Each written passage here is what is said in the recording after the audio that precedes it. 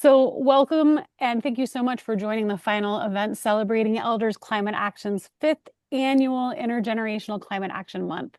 This is a time when we come together to celebrate connection and collaboration and collective action across generations.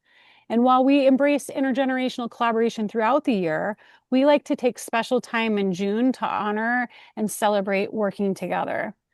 This year's celebration has been co-organized and co-hosted with our valued partners at Change the Chamber, who joined us 3 years ago and continue to be a collaborator in shaping and leading these events. And we're thrilled to have our longtime partners at Moms Clean Air Force and Ecomadres also joining us to plan this year's events. I'd like to take a special moment to recognize Ariana Jenna. Ariana is ECA's Intergenerational Month Coordinator, and she has been a driving force behind our Intergenerational Month celebrations for the last 5 years. We know that we wouldn't be able to do these events without her coordination, and so thank you, Ariana. We love you, we adore you, and you are so wonderful within our organization. And thank you to all of our intergenerational partners who have supported this effort over the years. I am so excited to introduce tonight's moderator for this roundtable discussion, Mike Allen, who is a longtime ECA member and the leader of the ECA Oregon chapter. In response to the Trump administration pulling out of the U.S. Paris Climate Agreement during its first term, Mike and his wife, Pat, founded the Florence Climate Emergency Campaign. Over the last 6.5 years, they've completed 353 climate strikes weekly, showing up to strike in front of the Florence, Oregon City Hall.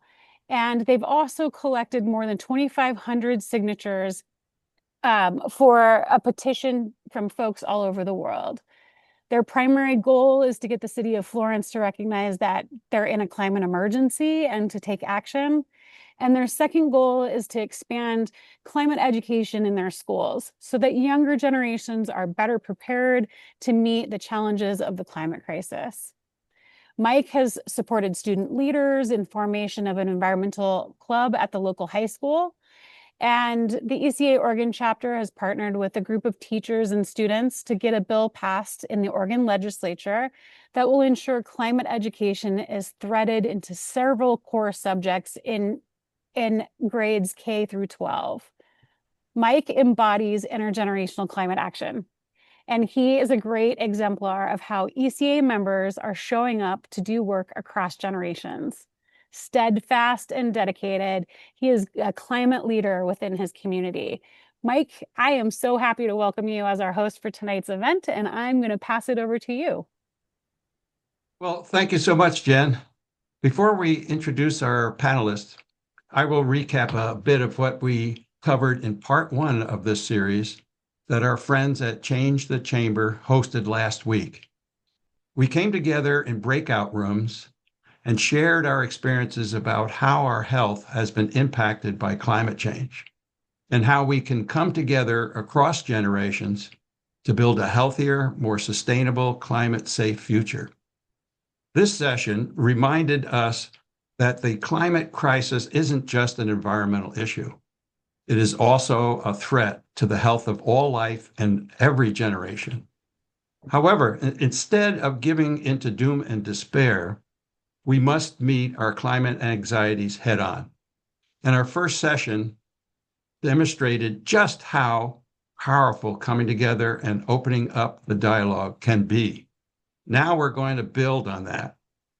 We're going to take all we explored in session one and determine how we can act on it. Now, while I think about this month's theme, health, hope, and community, with an emphasis on intergenerational collaboration, I'm reminded of one of my own experiences. In my role as co-leader of the Oregon ECA chapter, I was introduced to an effort in a coastal county to bring together climate and health activists. I'm a strong believer in serendipity, so I attended one of their meetings where I met a professor from Oregon State University. She heard me pitch the need for our coastal communities to develop climate action plans. The result was a collaborative in which she obtained a Sea Grant internship for a student at the University of California at Berkeley. Together, we developed a Coastal Resilience Toolkit, which the link is in the chat for it, that focused on the role of youth, elders, and Native Americans in developing climate action plans. These plans were for coastal communities as far-reaching as Northern California, Oregon, and Washington State. After struggling with this issue for almost 7 years, we now are hopeful that this toolkit will help move us forward. So with that intro, I'm going to introduce our 3 panelists for today. Marianne Krasny is a professor and director of Civic Ecology Lab at Cornell University. Just so happens that I graduated from there myself.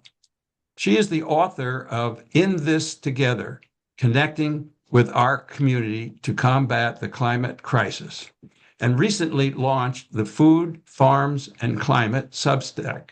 It's free.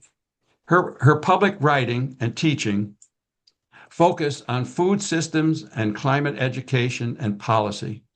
Dr. Krasny serves on the policy committee for Elders Climate Action and is a member of Climate Reality, New York State's advocacy working group. She and her students write actions for Climate Action Now, and recently her students created a report for ECA on effective ways of influencing your public officials. Almeda Cooper lends her expertise in health justice to all aspects of Moms Clean Air Force's work, with a special focus on climate and children's health under the umbrella of the Community Health Justice Program. Her work on clean air and health issues for moms is a natural progression of her 30-year career as an executive attorney and advocate for organizations focused on healthcare, health justice, and women and girls. Almeda formerly served as Moms Georgia field organizer in Atlanta before becoming the national manager for health justice and relocating to Washington, D.C. Prior to joining Moms Clean Air Force, she served as the general counsel and corporate secretary for the Morehouse School of Medicine, where she managed MSM's legal affairs, served on the executive leadership team, and served as the corporate secretary for the board of trustees. Then Yushi Sharma is from the Himalayan region of Uttarakhand in northern India, where the culture deeply honors the inextricable connection between people and nature. This early wisdom shaped her journey as a public health and environmental justice strategist, with over a decade of experience across the UN, governments, grassroots movements. Her expertise lies at the intersection of climate-informed health system strengthening, mixed methods evaluation, and participatory design that pluralizes evidence and amplifies local voices in global policy spaces.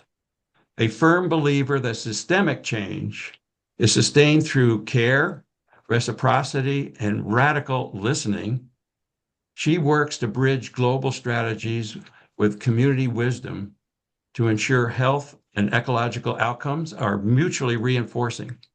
She currently serves as co-lead of the environmental justice team at the U.S. Partnership for Education for Sustainable Development. I will now ask each speaker to briefly tell us a little bit about your work as it relates to the themes of our series: health, hope, and community. And I will follow up with some questions. Marianne, I'll start with you. Tell us about your work. Well, thank you, Mike. Thank you for the introductions. And yeah, great to be on this panel. Thanks to the attendees. So Mike mentioned that I'm still working as a faculty member at Cornell. And I just wanted to talk a little bit about a capstone course I teach, which means that we're not so much focused on content because it's like students applying the content they've learned over the 3-4 years they've been there and applying it to projects. And I think my course is called Climate Solutions, and we have 2 projects, which I think by the students getting engaged in projects that they then feel like they're accomplishing something that connects them with people, communities like ECA. They've worked with ECA and with each other, and also I think makes them feel hopeful. So just briefly, the two projects, one is called Network Climate Action, and that one has two steps. One, they choose an action that they want to do. It could be writing to their senator or whatever, but most of them choose a plant-rich diet because it's a fun activity. And the second step, so they've chosen an action, they choose any action, climate action. And the second thing is that they try to influence their network, close social network, because we know from research that you're more likely to be able to influence those you're close to, that you see a lot, you're talking to a lot. So it's usually family or friends or their sorority or fraternity, to take that action alongside them. And the students really enjoy it, actually. And we do a lot on sort of influence principles, and we could talk about it a little bit more later. And then the second project is a team project, and that's they actually work with other students in the class, usually teams of 4. And that for that one, we have outside partners. So ECA has been an outside partner, and they have to produce a product that is useful to the organization. So for ECA, we've done it, I think, 2 years. First year, the students produced a product, and I'll hopefully talk about it more later, a report on what's the most effective way to write a letter to your elected officials. Mhm. And the students had some insight into that because they had interned with elected officials. And the second one they did this year, because we figured it's sort of hard to influence elected officials, at least at the federal level this year, but it was on how do you get involved in the rulemaking process. So we will go from there. Thank you, Mike. Well, thank you so much, Mary. We'll cover some of those later. So, Manishi, what you tell us about your work? Course. Well, my entry into climate and environment is through health. I'm a pharmacist by training. And in my work, I realized that the systems that we've created are more of disease management systems. They're not health and well-being management systems. We react to an event, like for instance, COVID pandemic, not like there weren't signs of such a pandemic that is going to come. We had localized signs, but we ignored them to an extent that when COVID finally, like, we were dealing with it, our systems collapsed because, the way they're structured. And the more I've worked with communities, I've realized that there is an inherent wisdom in what people, how people relate to their environment and how that environment actually impacts their health. And if we actually listen to what those realities are at the grassroots, our the way we would structure ourselves would be so different. And so that is the lens that I bring into my work, and that some bits of that is what I'm hoping to discuss today in this webinar. Well, great, thank you. And now, Linda, same question, a little more about your work. So when you mention community, hope, and health, those are 3 topics that are very dear to my heart. As you mentioned in my intro, I spent the majority of my professional career when I was as a practicing lawyer, working in healthcare. And my dear parents, Horton and Patricia, were social workers, so they reared me to be engaged in the community. They emphasized civic responsibility, and I hope that I did a good job of carrying that over to the time that I was a general counsel, and also incorporated in my work now as the national manager for health justice at Moms Clean Air Force. What we try to do at the grassroots level at Moms is to have people really join together, coalesce around the ability to oppose 3 things that harm children the most: air pollution, climate change, and toxic chemicals. And I personally, because I focus on health justice, I'm really focused on trying to make sure that this campaign or this fight or this belief that we have that this is important includes people in Black, brown, and under-resourced communities because we are often the first and worst harmed by these threats, which are threats to children's health. And I have recently had an opportunity to give a lot of deep thought about hope. And I can now kind of easily and readily say what gives me hope is that I have the world's most brilliant 9-month-old grandson. And Yeah. so I think that it's really important that I do my part to make sure that he has a future where he can have, clean air to breathe, uh, clean water to drink, in a healthy neighborhood. Thank you, Almeida. So we're going to stay with you for the next two questions. Okay. First is, please tell us about the state level advocacy that you are involved in and how folks joining us might become involved in state level advocacy, even if they have never done so before. Well, I think the first thing that I want to say is that each of us has a talent or a skill, and you have to use that talent or skill in this work and in this advocacy. So while Moms has 1.6 million members across the United States, and we have about 18 field coordinators. It was mentioned in my bio that I was initially the field coordinator in Georgia. And that's really a person at the grassroots who is helping bring information about the local issues to their community and to the people in the state.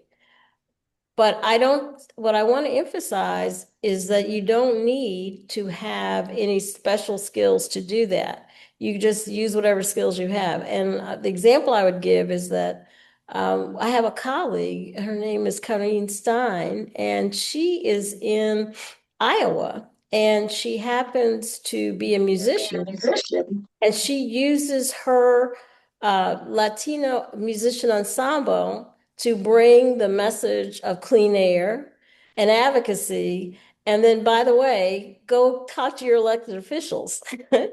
So, I mean, that's an example of somebody using what they've got and making it work.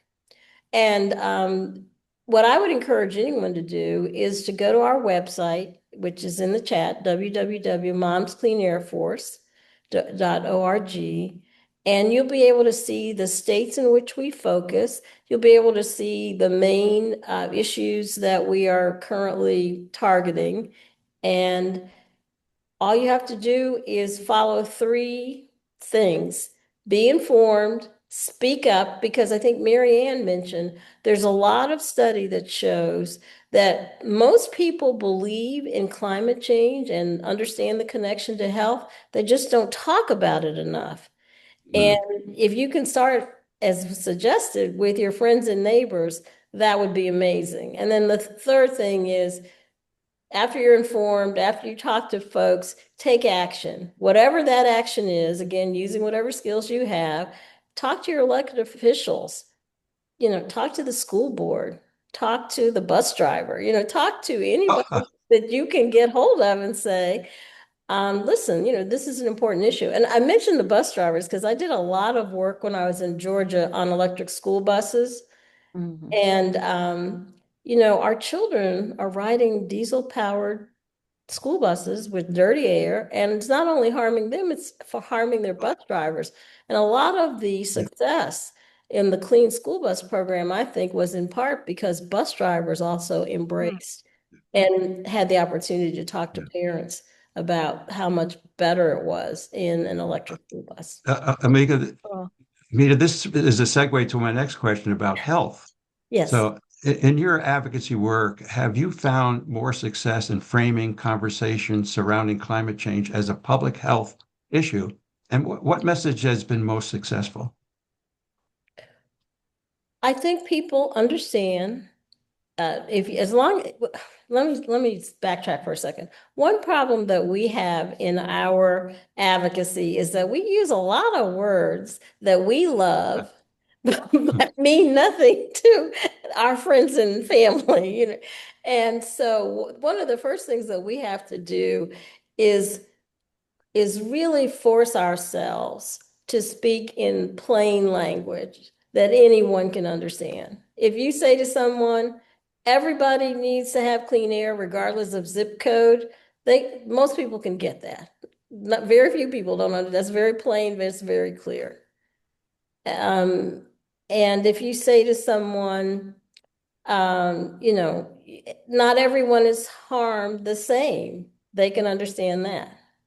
So what I encourage people to do on the front lines is to find an issue that resonates with you and or your friends. For me, the issue that really galvanized for me was the issue of electric school buses and the air, tailpipe pollution is carcinogenic and all the bad things. And the reason why it was so vivid to me is even though my daughter is an adult, I remember the first day she rode the school bus in that iconic yellow school bus, and she was excited. I was excited. I might have had a little tear, but I was very excited. And I had no idea of the health harm that could come to her by being in that bus. So what I would say is telling your personal story in words that people can understand makes it real and allows people to know, hey, this is something that affects me too, or affects someone I know and love. Well, thank you for that. We're going to jump to it, Marianne. Here's my first question. You engage in so many different types and levels of advocacy. For example, you develop actions for the Climate Action Now app. You write sign-on letters. You conduct research, write letters to the editors, are a leader on ECA's policy committee, and have even recently begun a Substack. Please talk more about the importance of taking varied actions rather than just sticking to sign-on letters and petitions. Thank you, Mike. Well, I don't know what's the best action. Like, I really believe we have a crisis. And so that was some of my ECA colleagues, some of you might know, Steve Simon, is that his name? Anyway, he joined with Third Act, and he was like sitting in at banks in New York City, Chase Manhattan, or wherever they were sitting in and getting arrested. And I'm going, oh my God, that's like what I should be doing. I should quit my job. I'm pretty far from New York City, so it's like 4.5 hours away by bus. But and I'm in a small town, so there's not a lot going. I don't know if it's worth doing anything here in Ithaca, but I'm not sure that Third Act had that much impact on Chase Manhattan Bank either. And so I guess what I've come down to is kind of like what Almeida said, is like do what works for you. And I'll just mention one other thing, that my Substack and what I'm doing with these various groups, I tend to focus on a subject that really I'm passionate about, which is food systems and farming.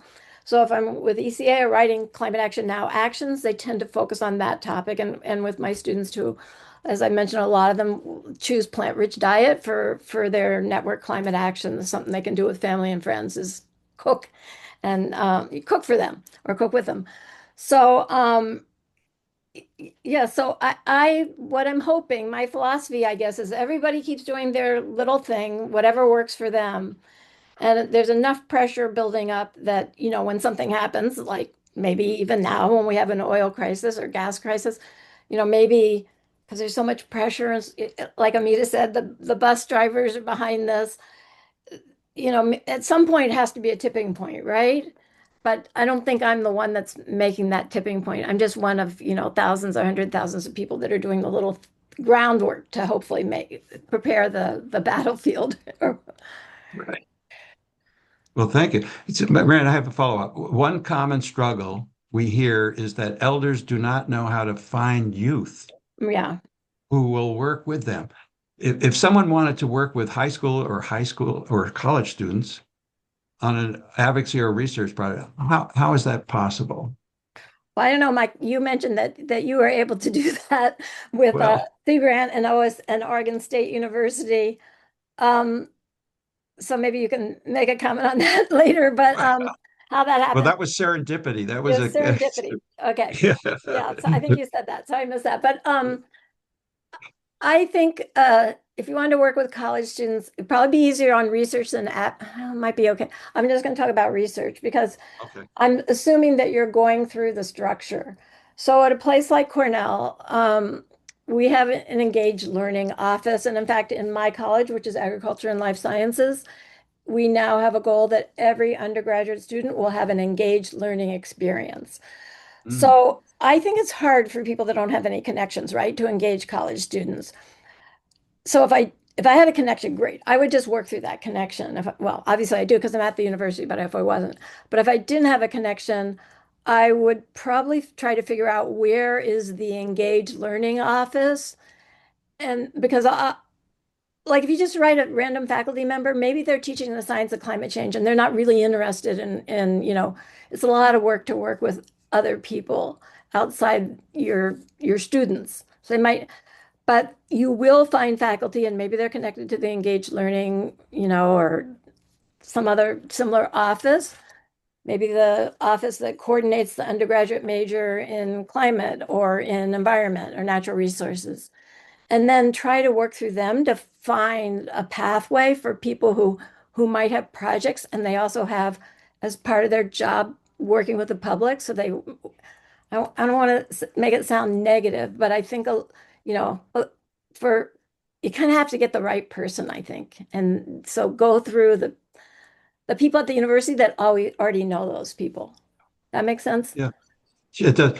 A long while ago, I took a course at Cornell for online, and it got me to meet a lot of young people. That was a great way. Well, anyway, I'm going to jump to you now, Manusha.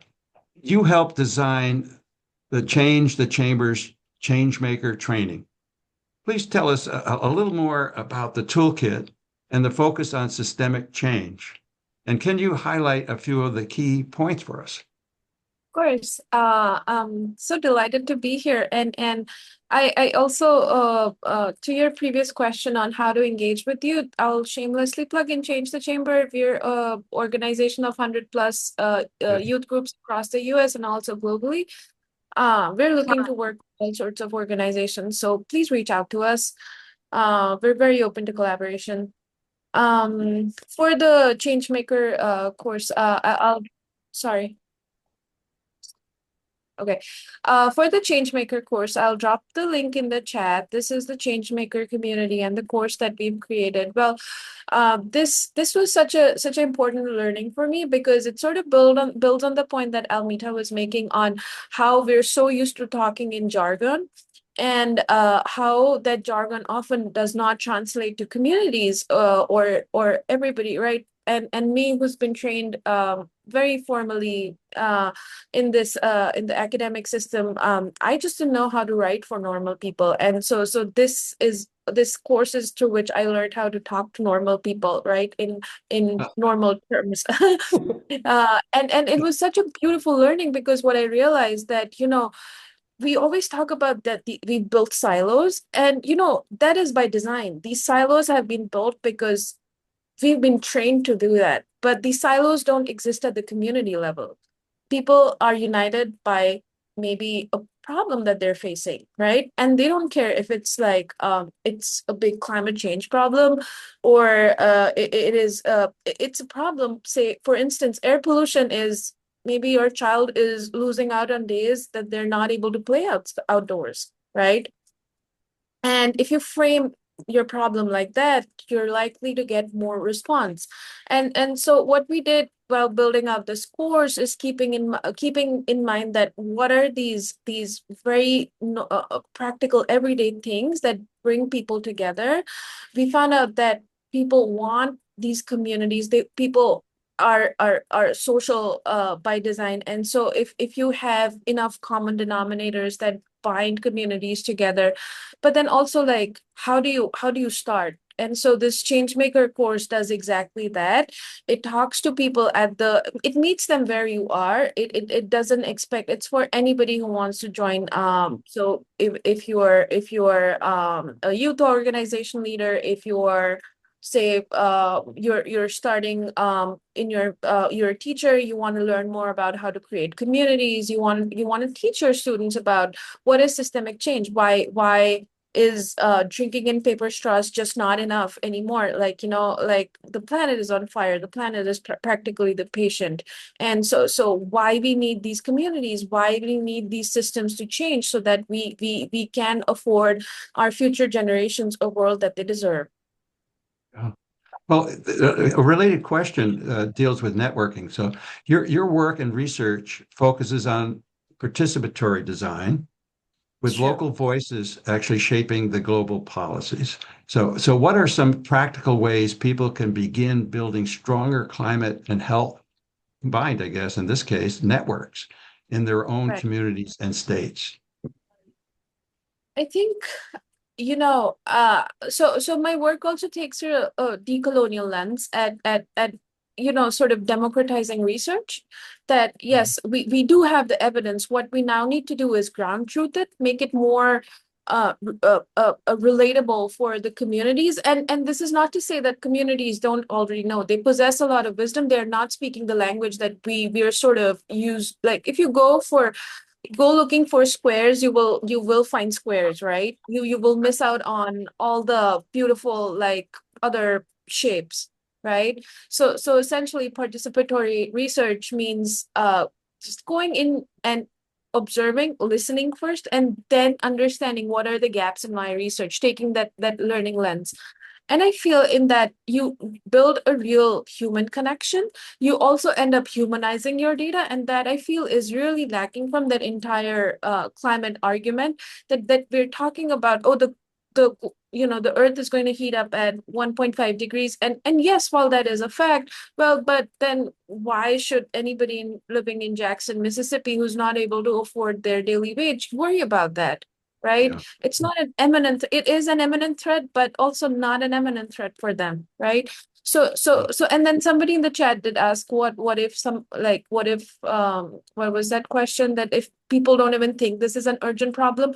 Well, it also, then I would urge you to think beyond binary of like good and bad. It's because that piece of evidence you have is not relatable to those communities.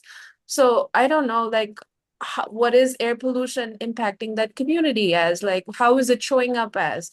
And usually you will see that it is a lot of stress on your health, right? And so that is why framing Yeah. climate change Mm. as a health issue makes it so Right. important, because you're humanizing that data and you're working towards the same goal, but at the same time you've been able to sort of pull in, rally in communities because it is impacting them.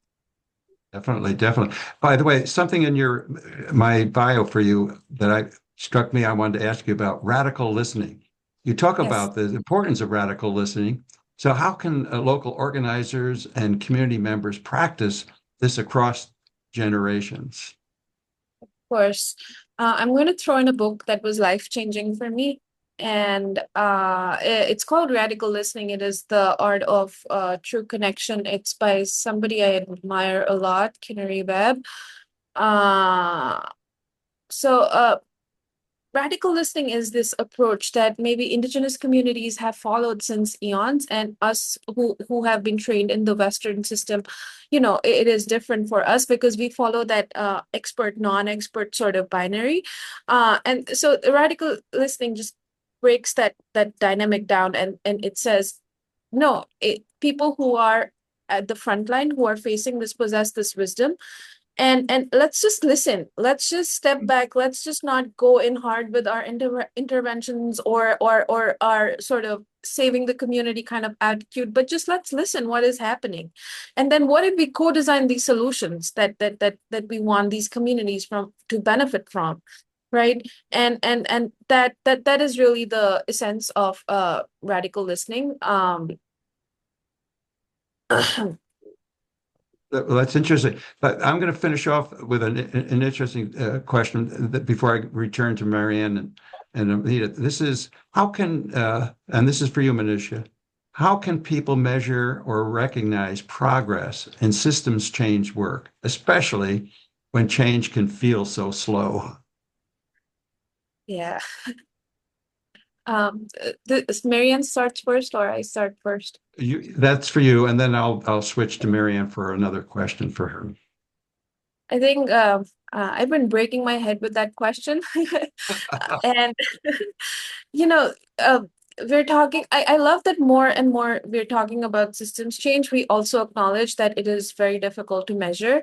And I think one thing that has helped me is sort of distinguish between outputs and orientation. Outputs is what we're used to doing, counting what is very easy. For instance, policies that are being drafted, workshops that are being held, and orientation is more about the direction of the things that is shifting, right? Like, are people who weren't in the room now being asked to be in the room? I think that is a very important metric, right? Is the language changing, right? Are there new questions being asked, questions that weren't being asked 2 years ago? And these are signals. These are signals of your direction that you're going in. And the other thing is something that I've learned. You can sort of call them as threshold moments. So these are not endpoints, but these are moments that signal that something is possible now and it wasn't possible before. Yeah, Right. I And like so it. so these things take your you need to step back and really listen and observe to notice these things, right? And so again, like in systems change, you need a lot of patience. Uh Inherently, it's just that how it is going to work. So for instance, a curriculum that now includes indigenous ecological knowledge, right? That was, that was otherized and, it for the longest time. Or these are all, like, I'd say, thresholds that signal that you're sort of moving in that direction. And naming them works, because sometimes, these things may have a very, very long horizon, but uh but at the same time, you will find these little moments that you can sort of document and showcase. And Great. also, one thing that I like is to find your co-witness, like who in this movement can be your co-witness. So there are people who are also saying and affirming, yes, this shift happened, right? Or that, yes, we're in the right path, or they observed something that you didn't. Because we're talking about systems change, and it'll happen in small pieces, which are often invisible.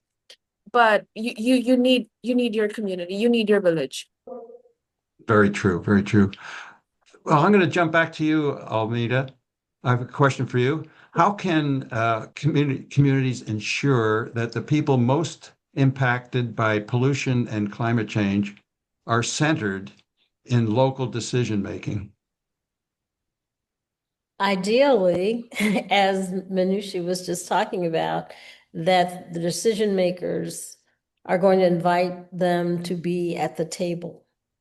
That doesn't, it has to be intentional.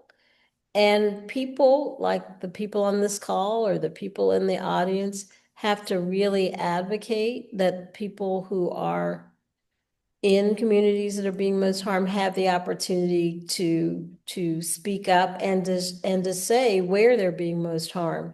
And to acknowledge that it may not be in the language or the words that someone who's been doing this professionally would have chosen, but that doesn't really matter. What matters is that people who are being harmed know what they need to have done, not necessarily what we think needs to be done first. They will be able to tell you, in my community, this is what I need, and then I can worry about these other things.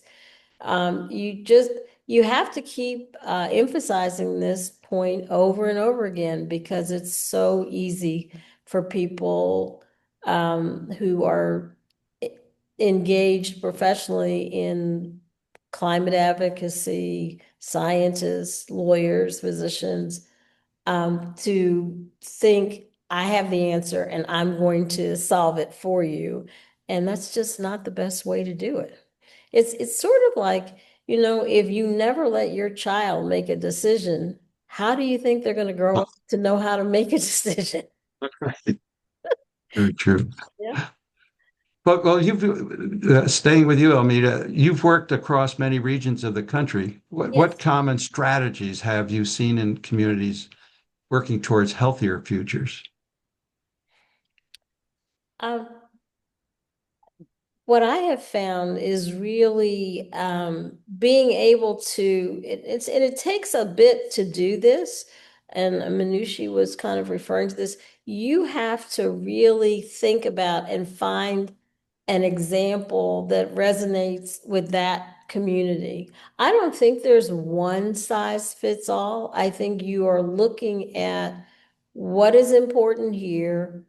What are some things that we can do here? Now, it may be that a strategy that works someplace else will also work here, but that doesn't, you have to acknowledge that's not necessarily true. And for example, sometimes urban versus rural communities have a very different thought about how a problem should be approached, or what is the most important problem. So it's really, again, going back to Manushi, it's that listening part about figuring out what works here. And if you're lucky, there's something from someplace else that you can apply to the current situation. Well, thank you. Mary Ann, I've got one for you now. Both yourself and your students have done a fair amount of research into action that you were talking about and influence. In your experience, what are some of the most effective strategies everyday people can use to advocate for climate policy? Okay, thank you, Mike. Well, I'll talk about the two reports that my students did with ECA. And the first one was on how to write effective letters to elected officials, as I mentioned earlier. So the student who played the lead on that particular project had worked as an intern in Jared Huffman's office, California representative. And so she knew how they treated letters that they received from citizens like ECA members. And then she found, or the team found 12 other Cornell students who had also interned in different congressional offices. And the problem was every office treats these letters differently. But basically, you can be pretty assured that, the congressman isn't going to look at them. Of course, it's different if maybe it's the local level or even the state level. So it's a staff, like even an intern, like a summer, college student intern. And I think often, generally, they have a spreadsheet. What is the issue, pro or con? Then they're done. So when I write letters that's what the intern does, right? They look at the letter. What's the issue? What's the bill? Is this person for or against? Then they make a spreadsheet, and then they can report the numbers not to the congressman in her case, but to the more permanent staff member. So when I write letters for climate action now, I always put in the first sentence, this is the bill, this is what I want you to vote for. And then I kind of fill in why, but I figured they probably aren't going to read the rest. Now, occasionally, because there's always this, sort of debate, like, should I write my personal story? Occasionally, a letter has a personal story. Like it really, from what the students, found out that it really has to be very personal, like your own experience. And then the intern might actually be captivated by the student and put it up through the hierarchy, and maybe it'll get to the elected representative. But that would, so it's kind of like that might happen. But on the other hand, you could, if you have a real personal experience, I would do it. But if you're writing a lot of letters, like you want to, on different issues, maybe you don't have any personal experience with them, don't worry about that. That's what I would say.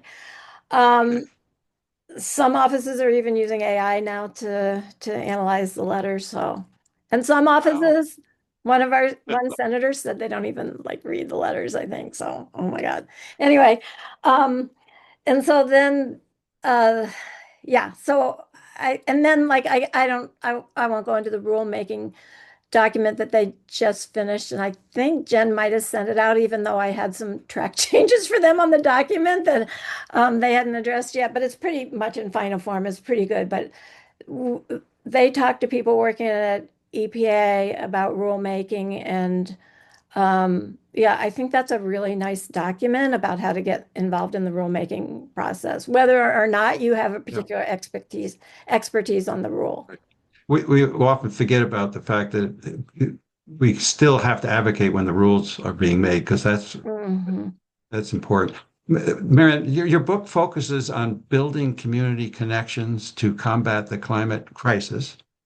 what are some ways people can strengthen climate action through local relationships and community organizing? Yeah.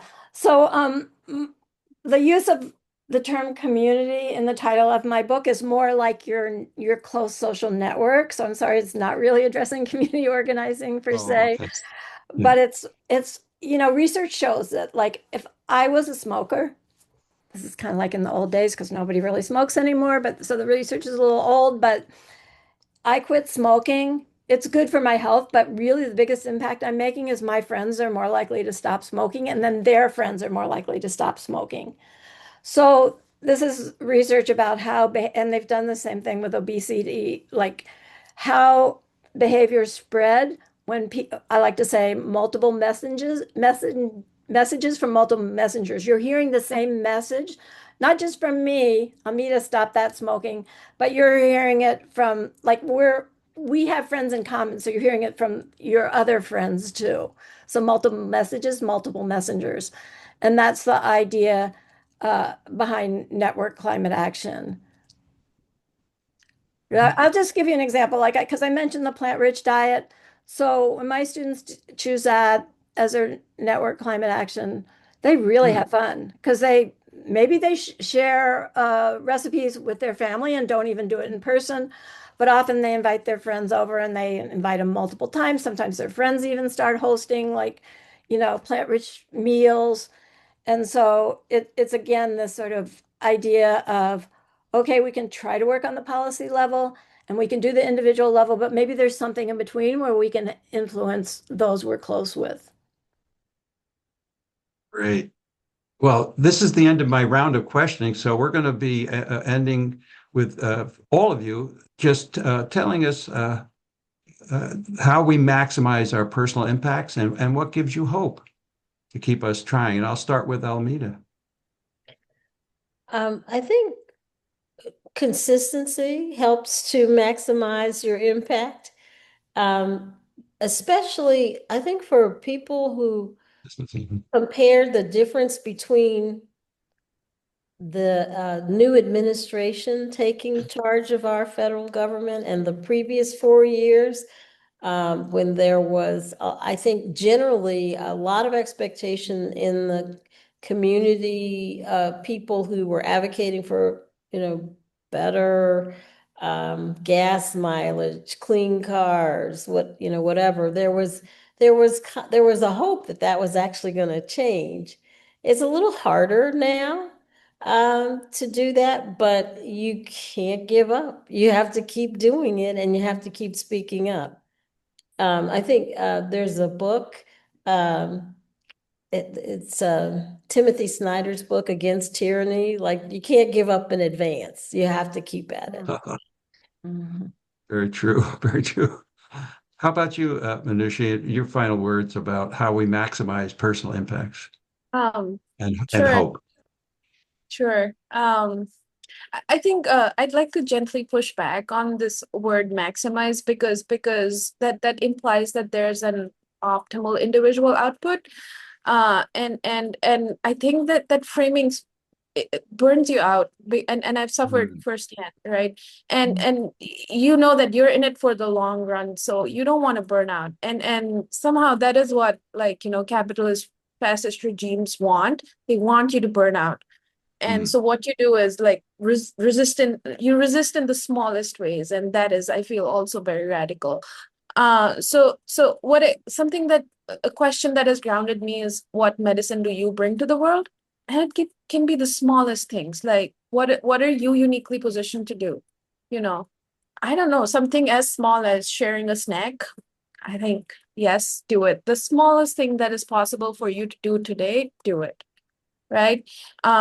Your relationships, your access, your particular vantage point that nobody else brings, that is your medicine, right? And not because you did it the most, but because the thing that you did wouldn't have happened without you specifically, and that is your impact, right? And and and what gives me hope, I think I don't have the luxury to not be hopeful.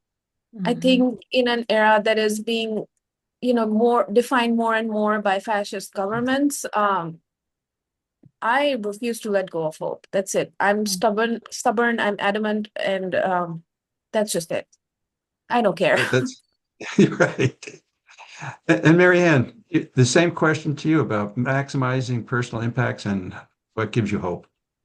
Yeah, I guess I agree with Manushi that it's kind of hard to say what impact I'm having. Like, I don't know if I'm having a maximum impact or not, but I think what gives me hope is doing things that I really like that are meaningful, right? So, I'm very, very lucky, which also I think keeps me, from getting down because I basically am doing what I love doing. So even the Substack, like I love learning new things and then writing about them.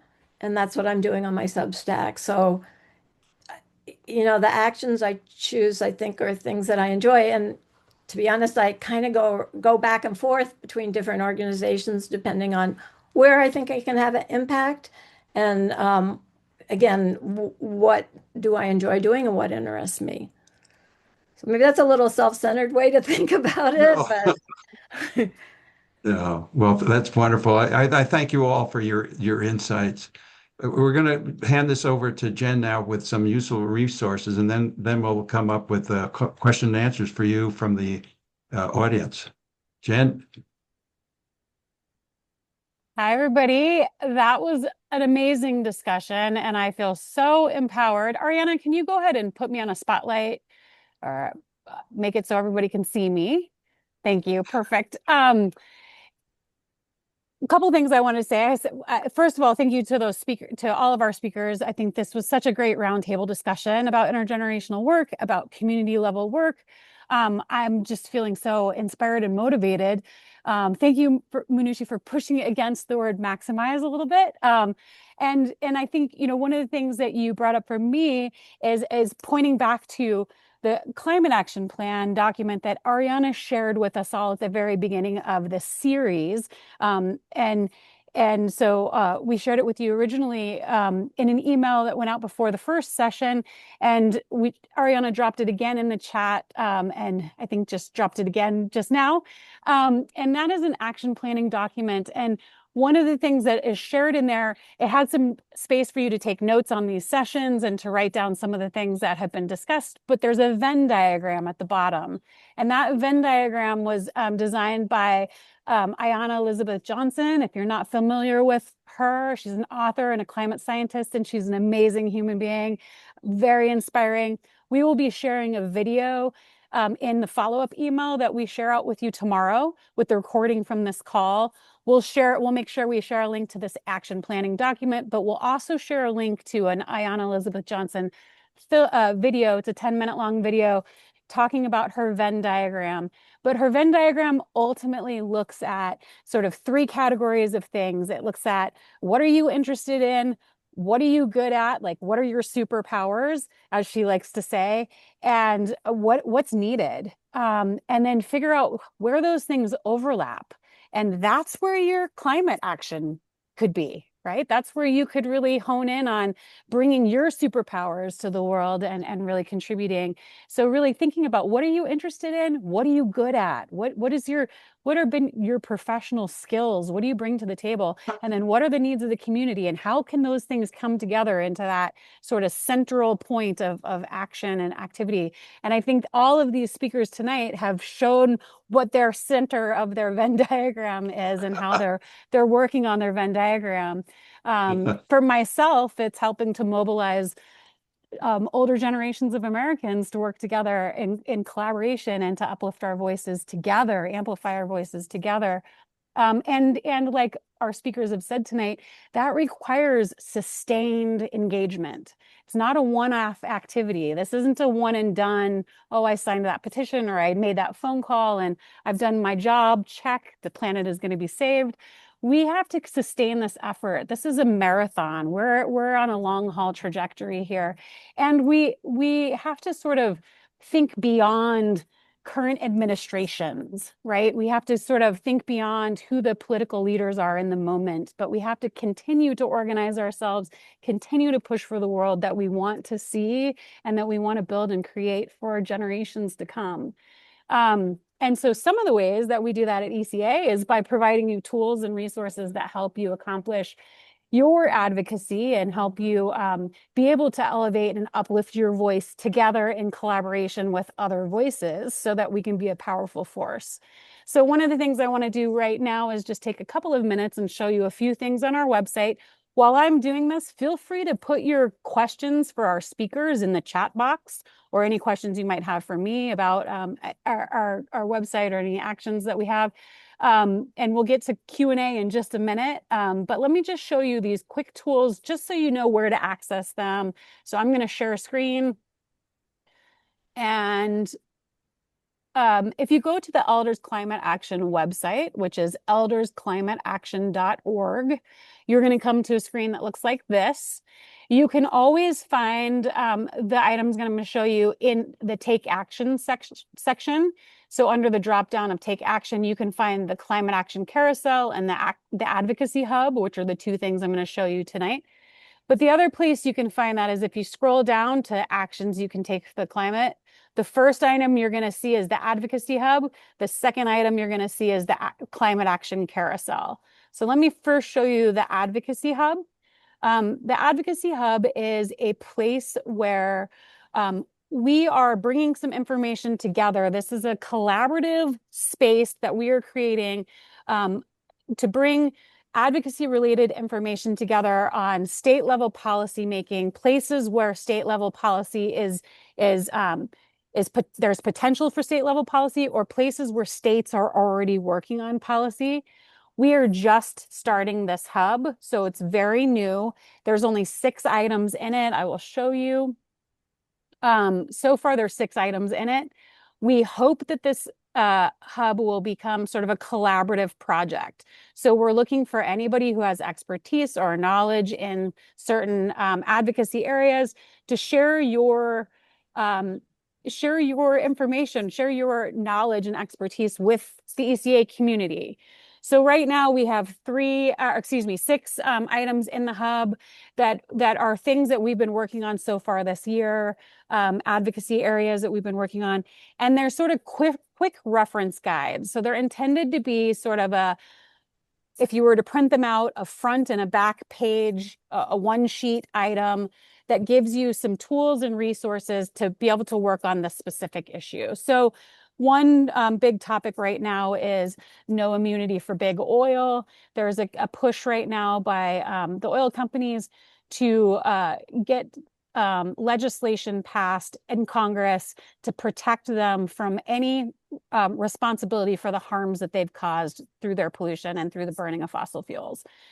We want to make sure that that doesn't happen. That's an important thing for us to block. And so we've put together this one sheet. All of our one sheets are the same sort of design.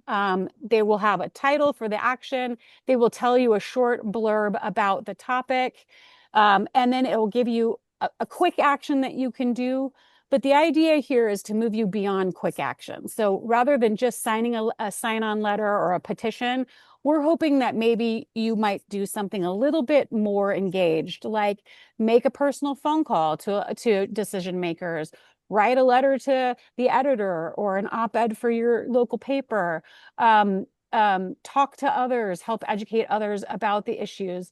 So one of the things that we provide is key talking points about the topic, key areas for potential policy making, and some links to any information that we have to share. We like to share the link to the climate policy dashboard from Climate Exchange. They do a wonderful state policy tracker. It's a great place for people to be able to look and see what policies are being made in my own state, but what are policies that are being made in other states, climate-related policies that we might be able to work on in our own state. And then some of the partners working on the topic, any additional resources, and then sources for our information. This is just intended to be a place where you can go and easily access sort of quick information, point to the right places to get more information and more detailed information, but give you sort of a basic frame for being able to work on the issue within your own community or to be able to talk to others about it with some comfort. So right now there's 6 items in there. We hope to grow the hub to be a larger hub of information through the sharing of knowledge within our community. We know that we have a lot of great community knowledge in Elders Climate Action, and we want to harness that. And if you have any knowledge that you are willing to share with others, or any advocacy, state advocacy that you're working on a specific topic, please let us know by suggesting a topic. You can click our form, and we have a quick, easy form for you to fill out, and we will take the information that you provide and drop it into that sort of 2-page template. So that is the first thing I wanted to show you on our website. The second thing I wanted to show you, let me get back to home, is our Climate Action Carousel. If you click on Find Actions, you're going to see something that looks like this. This is our Climate Action Carousel that we do in collaboration with Climate Action Now. Marianne and some of her students write actions for Climate Action Now, as well as a number of our chapter leaders and some of our ECA leadership team. And so here is a place where you can always find sign-on petitions, sign-on letters, things to learn more about, easy ways to make phone calls to your legislators and elected officials, and those types of actions. So if you scroll through this carousel, you'll see Elders Climate Action has an action that says, tell your federal representatives to speak about EVs as an important affordability solution on C-SPAN. If you click Do It Now, then you're going to get the action to take on your screen, and you'll be able to fill out, you'll be able to select who you're sending it to, if you're going to send a message or make a call, and then you'll easily be able to connect with your representatives. There's a number, if you do the arrows to the left and the right, you'll find more actions. So there's always actions you can take. So if you're on the bus or waiting at a doctor's appointment, or have a little time to kill in between, during commercials of your favorite show, this is a great way. Jump on here, take 5 actions real quick. You can get those messages to decision makers very easily through here. But not only that, you can earn trees, you can earn points that then purchase and help plant trees. So our actions make an impact in 2 ways. We make an impact in getting in front of those decision makers. They're not all elected decision makers. Sometimes the letters are to businesses or industry or news media or weather people. There's all sorts of targets that we target through Climate Action Now app. But this is a great way to access those action opportunities. So please, we'll make sure that we share all of these links in our follow-up bulletin, but please use those resources that are available, and please help us grow those resources. So if you're interested in writing actions for the carousel, or you're interested in writing up some resource guides to go in the advocacy hub, we would love your contributions. So reach out. Ariana will put our email addresses in the chat box, and that's a great way to find us if you want to get more involved. There's also always opportunities for joining ECA's committees too. So if you're interested in becoming part of our national leadership, or you'd like to start a chapter, please reach out. I'll turn it back over to you, Mike. Oh, thank you. Thank you, Jen. We're now ready for our Q&A. I would recommend using the raised hand icon that you'll find on the React button down below. And that way we can call upon you to raise your questions to any of the panelists. Also put your questions into the chat box in case we have time to read some of those as well. So we're looking for anybody that's ready to question you.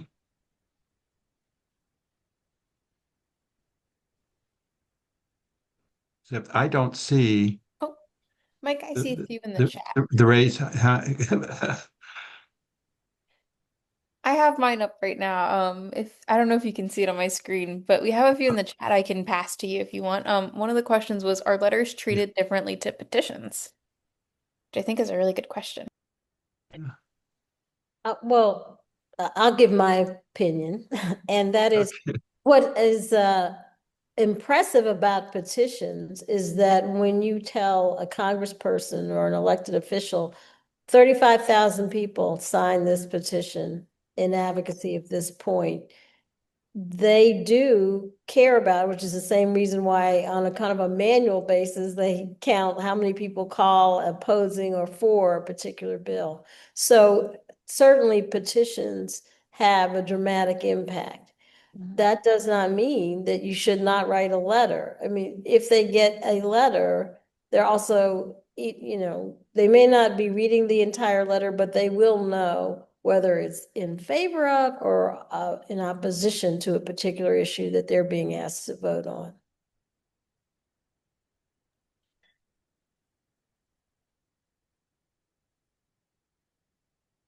Anybody Mariana, else want to add to that, or did you see any other, Ariana? Because I don't see the buttons for, that's okay. I can help. okay. Marianne, I'm curious if you had any experience with that in your research with your research team as well. Petitions. Yeah, Yeah. no, I don't have anything much to add. I mean, if you do like the carousel, like Jen was just showing, is it's a lot of letters. So I don't I don't know if Amita, like if they got 35,000 letters versus 35,000 signing a petition. You're not going to get 35,000 letters probably, but anyway, but in a sense, I just think it's really, really different too, depending on the congressperson, right?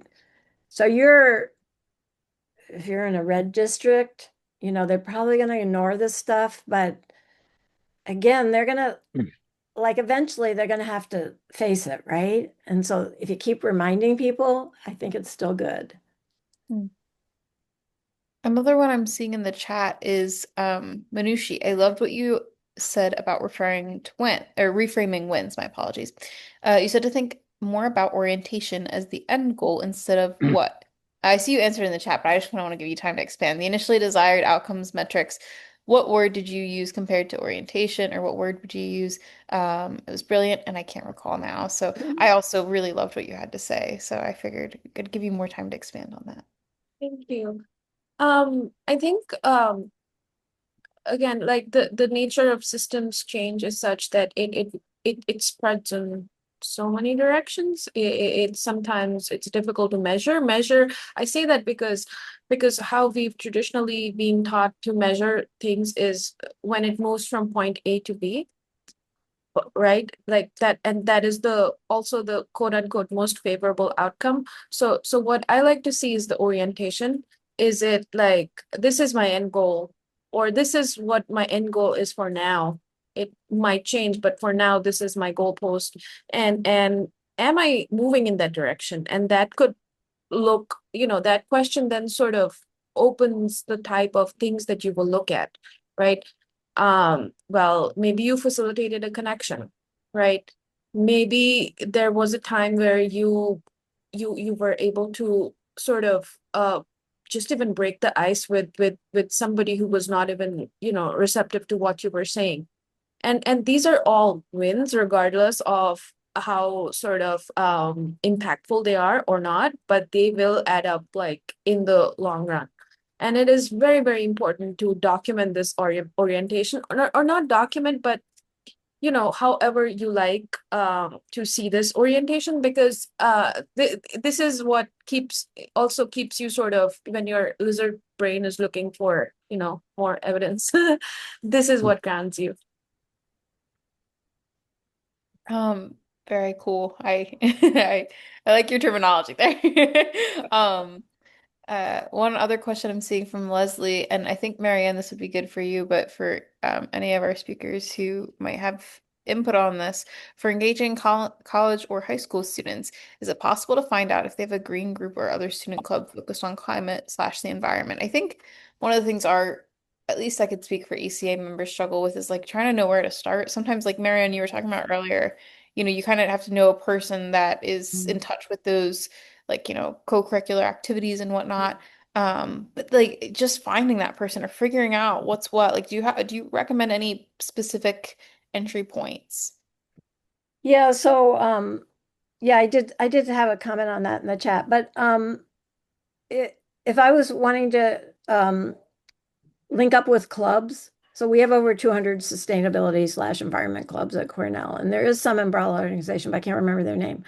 but I would probably try to get in touch with the undergraduate major office.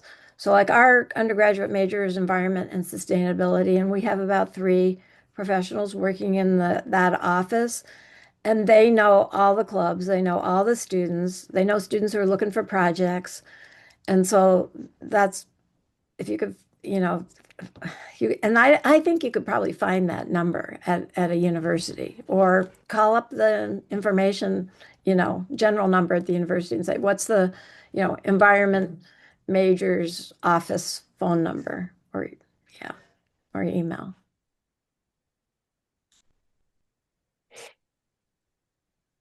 May I quickly jump in? So this is another question that was asked, I think, up in the chat about what if people don't care about the same things? What if they don't see climate change as a problem, right? Was it Laurie? I think so. And this happens so often, like in my work, like they don't see climate change as a problem. I was on field visit and I was asking this medical officer in a drought prone area that what is the impact of like climate change, and he said we don't have that problem here, we don't have the problem of climate change here. And so then I had to break it down. Is it the rainy season has shifted, or like is it like more pollution? And then it is when I started probing is when he was more he understood this more. And so what I realized, like, maybe you don't need people to see this as a problem. The problem is your framing, right? What I find is what is their existing concern that overlaps with this climate change? Because the more I work, I also realize climate has a communication problem. We're talking about so many things, but we're not being specific enough, but we're also very, very broad, which is good and bad both. But when you're looking to connect with someone, you need to, like, a farmer doesn't care about climate change. He thinks more about water reliability. You talk to him about water reliability, he will be more receptive to you, right? I mean, a business owner might be skeptical of environmental regulation, but he cares about how that heat wave will impact his electricity bills. You talk to him about electricity bills in dead of like in cold wave or heat wave, both, right? And so you find those points where do you what are those common overlaps? And so you don't need, what I'm saying is like a shared diagnosis, you need a shared stake. What is that shared stake? Mhm. And so I've stopped trying to bring people into my framing and started asking, and that's where the listening part also comes in, that what are you worried about? And it's also, I think we need to localize climate change, and this is just how it'll happen. Hey, Manish, Or oh, yeah. I was to your point right now while the World Cup is going on. If Yeah. you didn't know, I mean, and also with the Paris Open, it's so hot where the games are being played, and there was a social media post that went viral with Lisa Patel because her son and husband went to the soccer game in San Francisco, and sporting events only allow you a very small, I think it might, I'm not sure, but it might be a liter of water. And it was very, very hot. And when they tried to buy more water, they wouldn't sell water because they said that was for mixers, for drinks.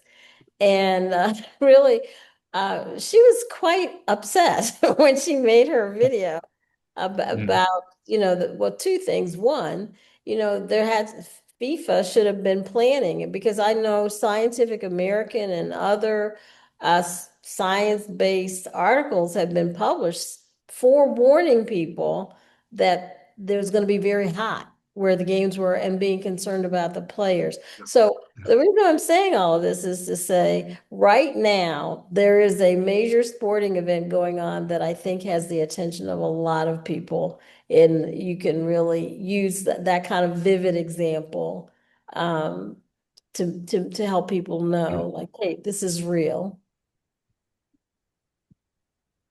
For sure. Jerry, I see you have your hand up. I didn't know if you wanted to ask your question and come off mute. Yeah, I did. I kept pushing the wrong hand.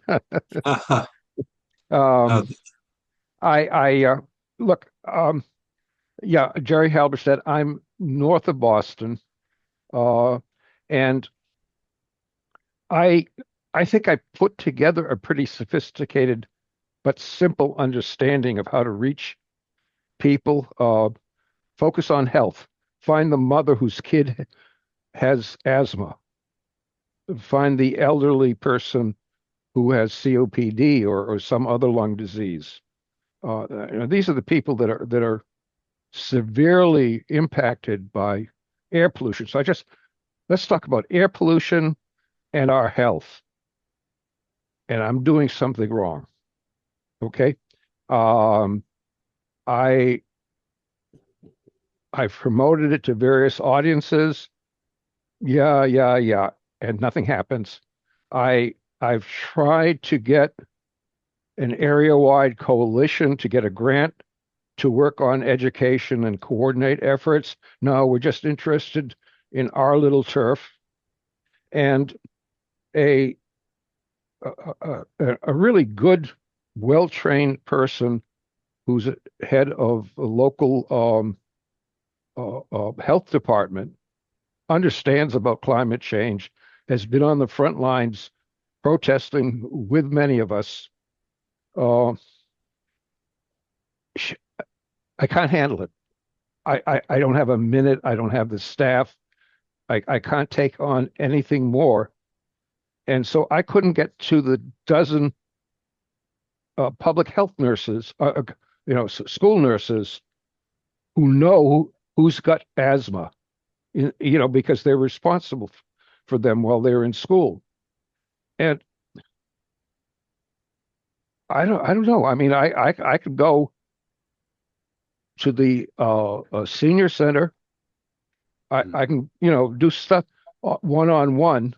And it's my bad I haven't done that, but I've got some issues that have slowed me down. So I'm looking for ideas. I mean, it's not that people don't think that the health is not the health their health is not related to air pollution, but I'm too busy. How do I get past that? I need help. Come on, tell me. I don't know if any of our But- speakers, I feel like this is very up. I feel like it's all of your alleys, but I'm curious specifically, Almeda, what your thoughts are there. I thought Almeda would have the answer. Well, what this is why I was emphasizing earlier that I believe that there are some people that you are not going to convince. I have had to accept that.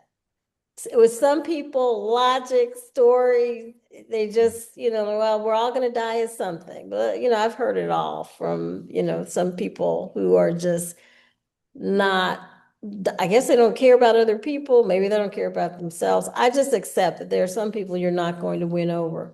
But the people, there's so many examples, particularly in healthcare, where we said, this can never be done. And for some of you in the audience who may be my contemporaries might remember, I'm a big jazz fan. And when I was a young person going to jazz clubs, I've never smoked. So I would come out, I'd be like, I'd practically burn my clothes because I was smoking fest.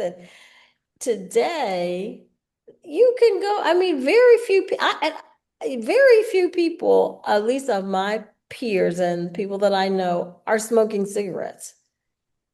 And if you had asked most of the people that 30, I mean, in a relatively short period of time, if you would have asked them 35 years ago, can you stop people from smoking? I mean, even if you go to Las Vegas, now they might still be smoking in the actual gaming rooms, but no place else in those hotels. I mean, so it can be, it's persistence. Right. And Yeah.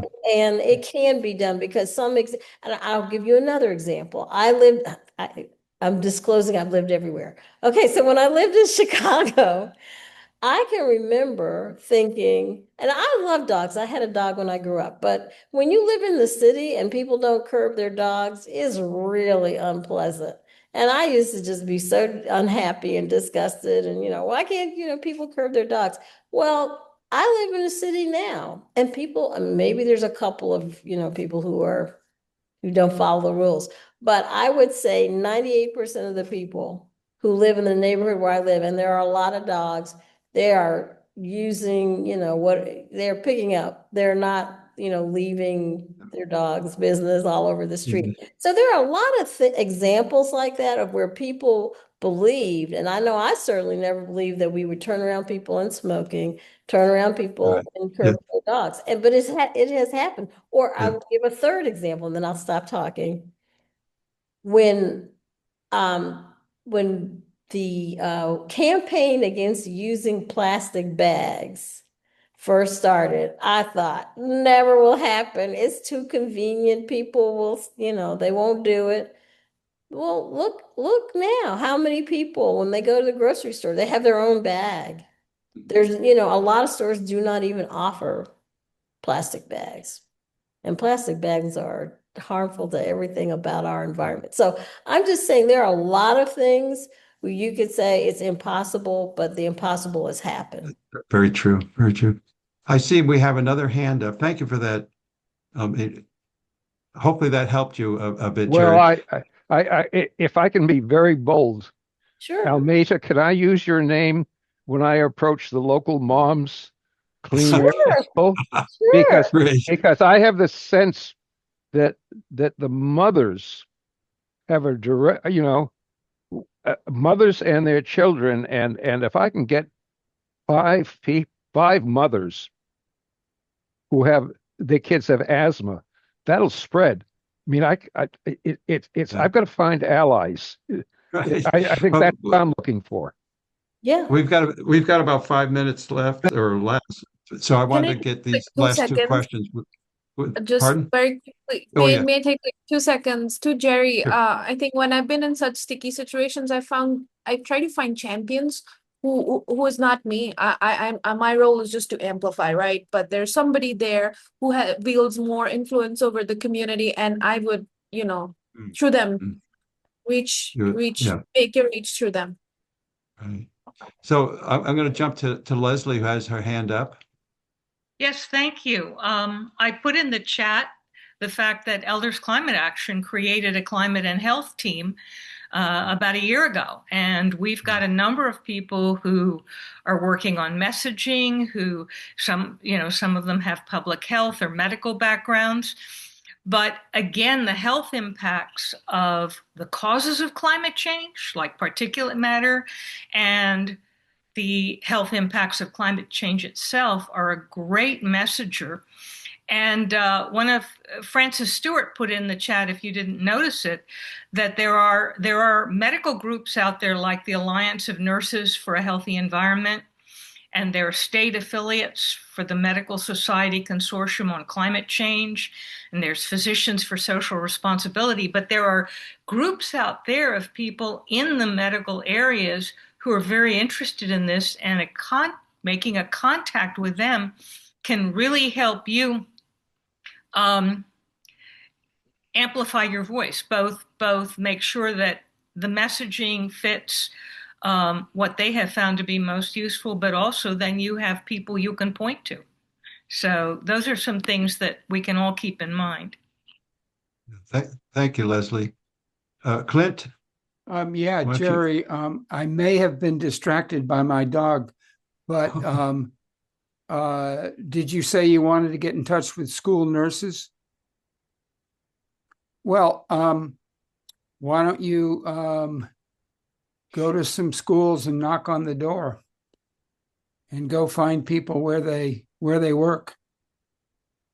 I mean, it sounds pretty simple, but when they actually see somebody and you've taken that kind of initiative, schools aren't easy to get into, I can tell you, because I'm a retired school principal. But if you show up, what did Woody Allen say? 90% is showing up. That's true.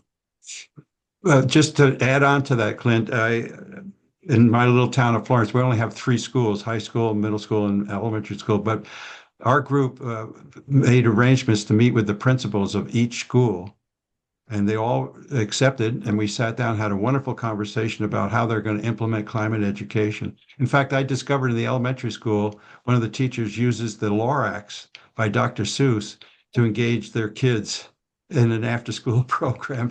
It's just amazing what you can do when you get out there and just, like you say, knock on the doors. But I think we're about finished here with our time for us to do the Q&A. And my closing remarks, I'd like to tell you guys how much it's been a pleasure meeting you, and our all that you've had to share with us. And I really appreciate the spirited discussion that we have always when we have good guests like you at our programs. So, but one thing I'm reminded about is a talk that I had just a while ago. In fact, it was at one of our Elders for Sound Democracy with Sam Daly Harris, and he talked about the concept of transformational advocacy, meaning just like what you were talking about, going to that next level beyond just signing petitions. And there is a lot of frustration. We talk about persistence. We mentioned that I've been doing this for 7 years out in front of City Hall. Well, I'll do it another 7 years if I live that long.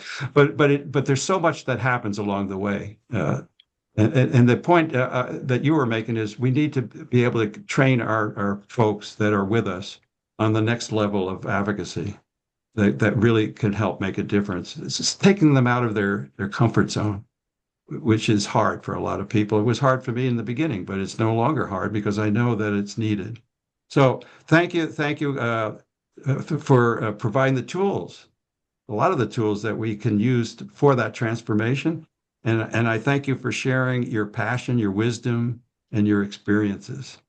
So with that, I'm going to hand it back to Jan, who will give her closing remarks. Well, I just wanted to say one last thank you to everybody for joining us on this call, and thank you to all of our speakers for joining us, all of your organizations for working with us. Moms Clean Air Force has been a long-time partner and a fierce ally of Elders Climate Action, and we have deeply enjoyed partnership. We've worked intergenerationally for, I think, close to a decade together now, and it's so nice to finally get together for Intergenerational Month and be able to work together on these sessions and change the chamber. You are a remarkable organization with remarkable young people. We adore your organization, and we love so much working with you and are so grateful for the 3 years of collaboration out of our 5 years of intergenerational work we've been doing. Ariana, you mean the world to us, and thank you so much. And thank you. Have a wonderful evening. We'll be sending out a follow-up email tomorrow, and we will make sure that you have all the links that we shared tonight with the recording, with Ayanna Elizabeth Johnson's Venn diagram video, with the Venn diagram and the action plan and all the things, so that we can continue to support you while you're out there engaging, being actively engaged citizens in your communities. And please share your stories with us. Tell us what you're doing. Email us, come to our sessions and tell us. We love to know what you're doing. Send us pictures. If you're out in your community doing great things, take pictures and send them to us. We love to highlight our members doing great work in the world and celebrate the work that you're doing. And if you're interested in getting more involved, email us at info@eldersclimateaction.org, and we'll find ways to help you get more engaged. Have a great rest of your evening, everybody, and thanks so much for joining us. Thank you. Thank you. And thanks, Mike Allen, for your hosting Yeah. and all of your great work too. I appreciate you inviting me to do this. It's been a pleasure. And send in videos. They really have an audience. I can tell you that. Yeah, Mike is our newest influencer on social media. He's been sending videos of frontline videos of their weekly climate strikes we post on social media, and some of his videos are getting thousands of views. So share pictures, share videos, be a content creator and an influencer like Mike Allen on social media.